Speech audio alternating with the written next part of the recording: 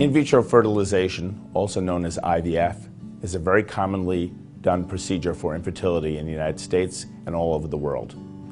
Candidates for IVF include women with fallopian tube disease, certain age-related effects on fertility, and male factor infertility. In vitro fertilization can also be done for genetic reasons.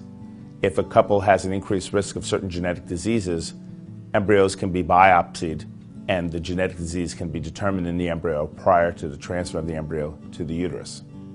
IVF is very commonplace, and it is not particularly complicated when done by a fertility specialist. In vitro fertilization is not terribly complicated and is not very difficult for the couple going through it, but there are certain challenges. Medications are used that require lots of injections, which are generally very well tolerated, but obviously injectable hormones are harder to take than oral medications. Anesthesia is used to remove the eggs.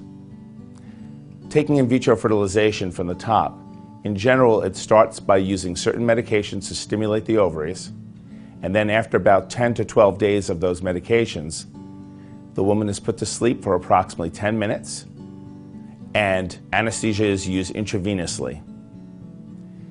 The eggs are retrieved by placing an ultrasound probe into the vagina with a needle guide, and the ovary is pierced with the needle, and the follicles are aspirated to collect the eggs.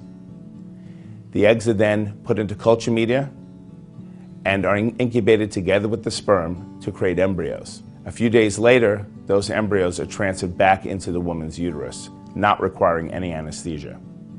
So, in summation, in vitro requires stimulation, extraction, fertilization outside the body in the incubators, and transfer of the embryos back into the uterine cavity.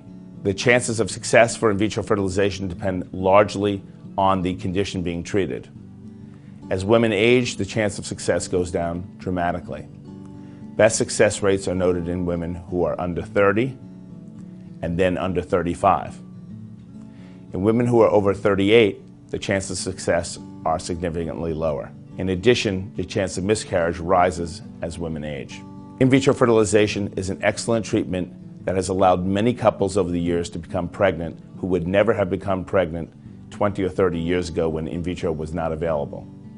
Talk to your physician about in vitro fertilization.